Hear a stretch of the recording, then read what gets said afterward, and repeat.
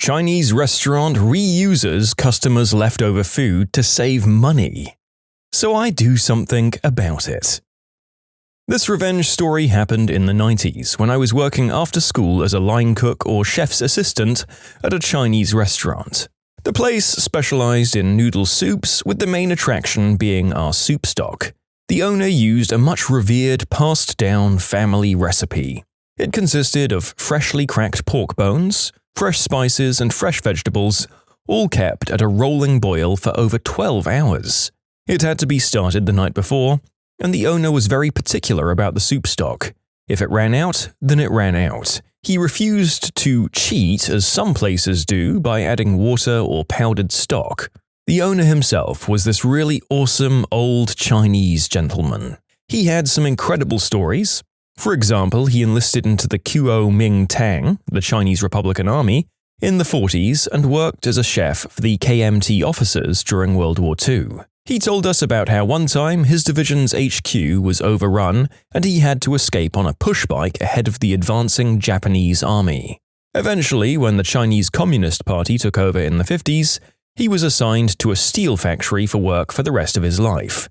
He got the frick out of there and eventually made his way to the US as an asylum seeker. I digress, but my point is he was an awesome guy and was genuinely kind and considerate as a boss. He always made sure his employees were fed before the evening shift, and he let me study during quiet nights. His son, on the other hand, was a real piece of crap. His parents had saved up for him to study medicine, but this guy dropped out of college after 2 years. He floated in and out of jobs, but mostly stayed unemployed, living with his parents and using their money well into his mid-30s. He eventually started working at the restaurant, nominally as the front-of-house manager, but in reality did nothing but watch TV and take naps. I think his son failed to appreciate everything his dad did to get him there. Although, looking back, there's a chance that the son felt resentment growing up as the dad put all of his time and energy into that restaurant. It's a sad story all round. That's why I don't hate the son. I hope he eventually found his place in life. While I was only a line cook, the old man and I got along really well. He trusted me and would routinely get me to make the soup stock the night before under his supervision. Sadly, the old man died after my 5th year working there. That's when the son took over. The mother had passed years ago. The son had zero cooking experience but decided to take over as the chef. He thought that putting the soup on overnight was a waste of gas, and instead got me to do the prep the night before and would just switch the pot on himself in the morning. He would also routinely add plain water to the soup when it got low so he could continue selling noodle soups. The most incredible thing, however, was disgustingly, he got the waitstaff to throw customers' unfinished soups back into the stock pot for reuse. When I confronted him about it, he told me it was no problem as the heat killed any germs, and he threatened to fire me if I said anything. Not surprisingly, customers started leaving as the food quality degraded. This caused the son to panic and cut even more costs. He fired most of the old staff and thus overworked the remaining ones. He couldn't fire me because I was the only one left who knew how to do the soup. He also stopped using quality ingredients and started to buy cheap pre-packaged stuff in order to reduce my prep work hours. After a few months of this, I got sick of his crap. As I was about to start college myself, I told him that I was giving my notice. He, of course, took this poorly and told me that I was a loser. He told me not to bother coming in tomorrow, but I was to spend the remainder of my shift showing a recent hire how to do my job, stating that he wouldn't issue my last check if I didn't complete a thorough handover. I laughed in his face and walked out on the spot. I didn't bother chasing up my last check.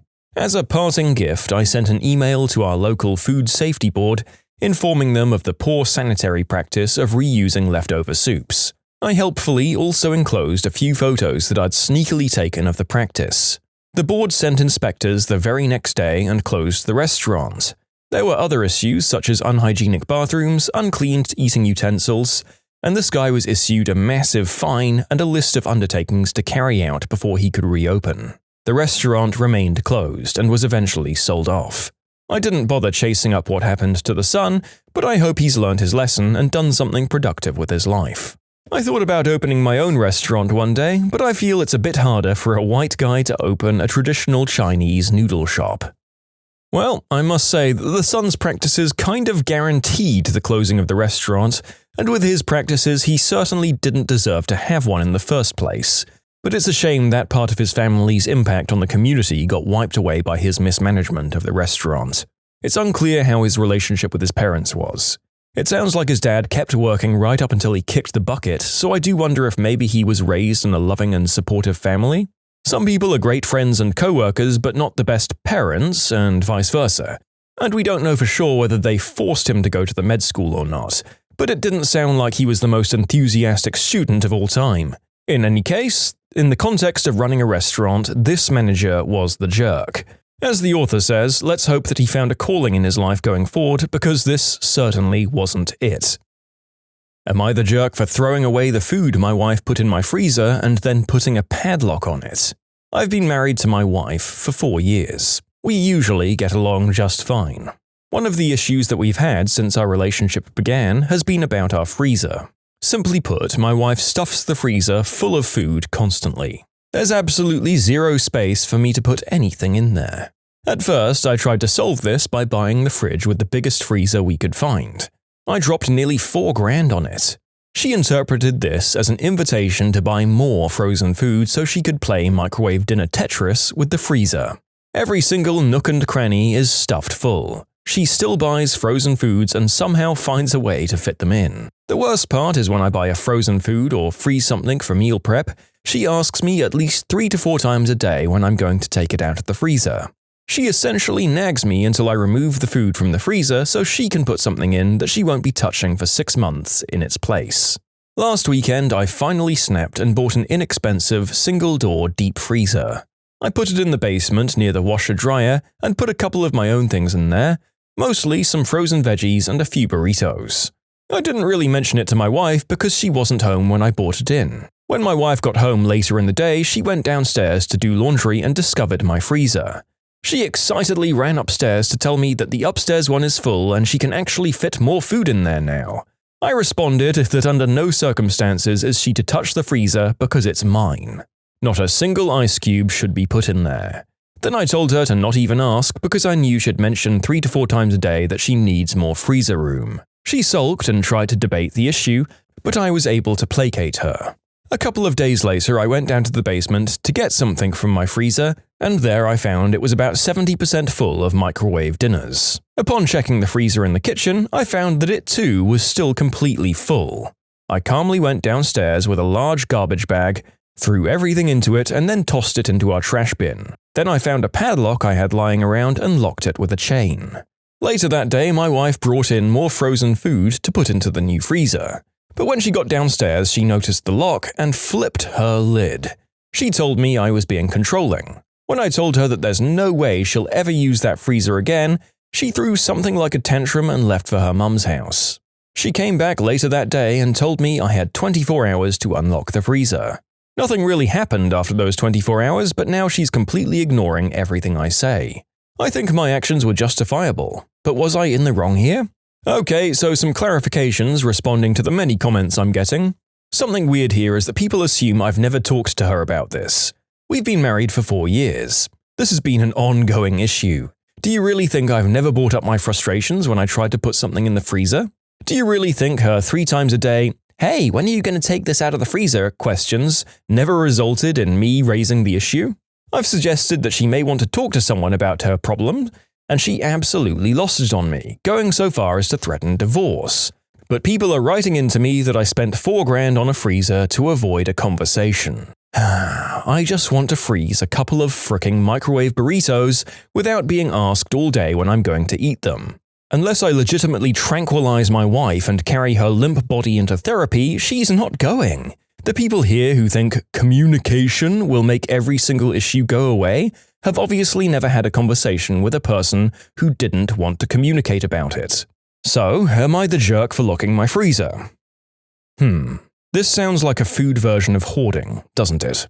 I don't know if this is like the mental condition some people have, where they're incapable of throwing stuff out due to past traumas regarding food insecurity or going hungry. As a guy who loves to prepare his meals and also have backups, I can't ever imagine having a deep freezer completely full to bursting with my crap. I've never even had mine a third full of that. Our author certainly had a lot of complaints to make at the very end of the story there, but he does state right at the beginning of his story that they're usually just fine as a couple. I have no decent advice because, as he's said, she's outright refused any suggestion that this might be something she should see a specialist about. Most issues like this can only proceed to treatment when someone has admitted that they have a problem. I'm going to say that our author isn't entirely a jerk. It does sound like this is a growing problem, though, and sounds like it could be turning into a weirdly specific problem to eventually break up over if it continues to get worse. If you like Am I the Jerk, you're probably going to love Am I the Genius. Check it out, linked below. Also, go to amithejerk.com/submit if you would like to submit your own stories. Am I the jerk for refusing to buy my fiance a gaming laptop for a few grand after he told me to find a real job? My fiance, who's 37, and I, aged 30, have started living together 6 months ago. I own a house and he moved in with me. I run an online business from home, which allows me to live rather comfortably. A month after moving in, he quit his job saying how much he hated it and that he's going to try and do Twitch streaming for a living. I'm all for following your passion, so I was supportive, although surprised at the turn of events. I'm in a financial position to support us both, but it felt a bit off. Anyway, nothing happened with his Twitch channel. Sure, he's gaming all day, but hasn't bothered to even try and create an account. He just games for pleasure. It's been 7 months. I've had conversations with him suggesting he finds work, but he keeps telling me that I'm unsupportive and that he needs time. He wants us to buy a bigger house together, but I said I'm fine with my current one, and that since he doesn't have a job, I don't want to get a mortgage and be left with paying everything. He told me that if I found a real job, maybe I wouldn't have financial problems. We had a massive argument that night. Now he's been hinting at needing a new gaming laptop, which costs a few grand, and I've been ignoring him, so he asked outright for me to buy it for his birthday. I told him that no, my fake job doesn't cover new laptops, and he got really angry at me, telling me I'm selfish and ruining his career. Granted, I can afford to buy it, but he really hurt me, saying that my business isn't a real job despite me working my butt off. Am I the jerk for not buying him a new laptop? No, what the frick? I don't understand how you've even considered that you might be the one in the wrong. Look, I've dabbled in Twitch in my time, and it can take a long time to even meet the requirements to begin monetization. You don't quit your job to take a crack at it. You do it in your spare time and see if you get a little bit of success, and then you maybe take a chance on it. And he has the nerve to call you out on your career that provides for both of you? He's wasted 7 months gaming and not even attempted a single step towards even starting his Twitch page. Why are you with him? Is this man the world's most amazing lover or something? What am I missing here? Am I the jerk for returning home after I found out that my husband booked first class for him and his friend while I got economy? My husband and I are in our 30s and haven't been together on a holiday out of the country for years. Well, he goes every year with his best friend. His reasons for going with him is because they both attend sporting events. This year, my husband told me that I could go with him and his friend since they were visiting a new destination. He paid for my ticket and everything since I'm a stay-at-home mum and have no job. The kids were left with my mother. However, when I found out that he'd booked first class for himself and his friend while I got economy, I just couldn't hold my tongue. I confronted him about it and he at first refused to discuss it, and then when the argument got heated, he yelled, "I paid for your tickets for frick's sake, isn't that enough?" Then kept on about how I should stop acting like I was royalty, and that if I came to think about it, even economy is fine for me since I, technically, don't work anyway. I cried because of what he said, but decided to just not go altogether. He changed his tone and started begging me to just go with what he planned, but I declined. I went to pack the kids from my mum's house, and he came back 3 hours later huffing and puffing about what happened. His friend sent me a text calling me entitled and said this was the reason why he didn't want my husband to take me with them, and I'd just proved his point. I didn't respond, but I blocked him since he's gotten increasingly rude over the past few months. He, my husband, said that I keep crying about being excluded, and this is what happens when he finally decides to include me. Am I the jerk for not settling for economy? By the way, he's perfectly capable of financing the trip. What the disrespectful frick. If you book your spouse into economy, that's fine, but you should darn well be right there with her. If you go on holiday with your spouse, you get the same arrangements together. You wouldn't put her in a hostel while you stay in a 5-star hotel. You wouldn't eat at a fancy restaurant and chuck her a bag of 2-minute noodles on your way out there. Because those things display a lack of care or respect for the person that's raising your kids, and likely sacrifices a lot to do so. It's nearly as much of a lack of respect as hanging out with a close friend who apparently badmouths his partner at every opportunity. Obviously, these arrangements are complicated, but if you have a stay-at-home spouse that pulls their weight, your money is for the family. She's as entitled as you are to the comforts that your money can buy. If I were her, I'd be eyeing the exits and collecting financial statements for the lawyers. Interrupted vacation. I was the company IT department. I asked several times to be given someone to train as my backup, but they stalled and stalled on it. Time came for my vacation, and I asked my boss who was going to get out payroll and other necessary functions while I was gone. These were the old mainframe days when IT did these jobs. The boss said I was to train him to do it, and he had the attitude of, "How hard can it be?" So for the week prior to my vacation, we went through all the routines and he took copious notes. I thought he'd do okay. The problem was, where I was going, there were no phones, so if they got stuck, I couldn't help. I did give the approximate location where my cabin was, though. Tuesday I was out lake fishing with my kids and I saw a police boat approaching. I wasn't worried, I had my permits and required equipment. The police pull up and ask for me by name, and they said that my company had called and they were sending a plane to pick me up at a nearby airstrip, that I needed to get there ASAP. So I had to leave my family. Others were there. The police led me to the airstrip where the plane was. I got to a phone at the strip, called in, and nothing had gone right. Hundreds of paychecks weren't ready, it was payday, and people were upset. My boss was apologetic for a change. I got back and did 5 days of work in 2 days, and they flew me back Thursday night. I negotiated another full week plus cabin rental, and the boss insisted I train a new employee when I got back. This, ladies and gentlemen, is why it's bad for literally any workplace to have just one guy who knows how to do these vital tasks. It doesn't even have to be a vacation that can throw a spanner in the works here. All it takes is one freak accident or a heart attack and then boom, nothing works and everyone is sad about Johnny the IT guy being dead. It sounds like there weren't really any jerks in the story as much of a bunch of greater and lesser idiots. Even our author thought the boss would probably be okay in the role. And the workplace was even apologetic and gave the author some extra vacay to make up for it. They learned their lessons too. They got a backup employee for future occurrences. Once again, we should never ascribe to malice what can be explained by stupidity.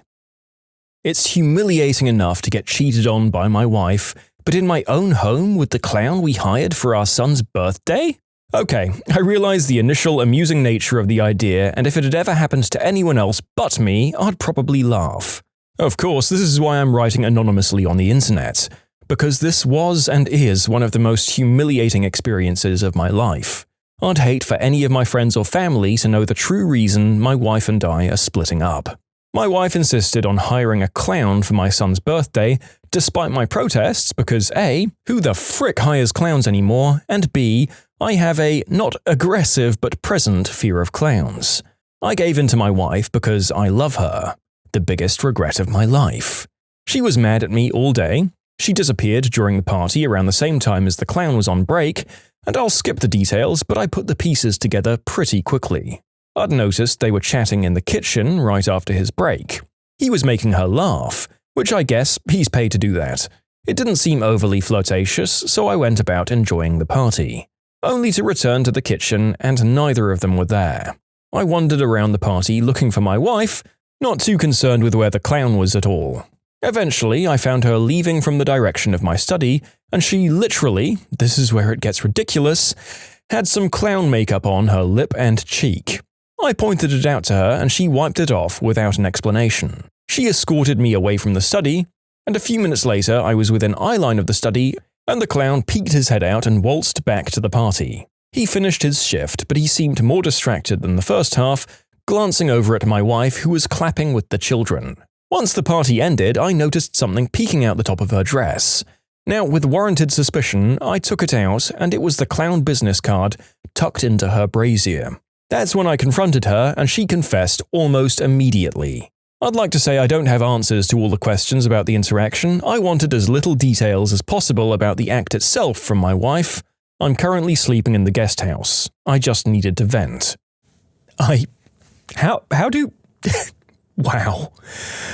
I'm sorry, but how do I even comment on this one? You're not wrong. This is like something out of a comedy series. And even though there's a broken marriage, betrayal, and clearly some trauma into the bargain, it's very hard not to laugh at it when it's not happening to you. And for that, I apologize. But you yourself admitted that it would be hard if it happened to anyone else. That business card tucked into her brassiere, I mean, my gosh. Are you sure this is real? Did she say whether the flower in his lapel went off when he got excited? Okay, I'm sorry. Did he make a honking noise when he arrived? Oh, okay, that's the last one, I promise. Listen, I'm very sorry for this situation. I hope that you work your way through it because I'm incapable, and I deserve any bad karma I get into the bargain for laughing at you. I'll have to watch my future wife around children's entertainers, magicians, and the Easter Bunny. Thanks for the warning, I'll have my head on a swivel. When you subscribe, make sure to hit the bell to turn on notifications. Put the playlist on in the background to finish listening to all the stories. Or if you want to check out some great music, check out easymode.com. If you like Am I the Jerk, give Am I the Genius a shot. Everything linked in the description.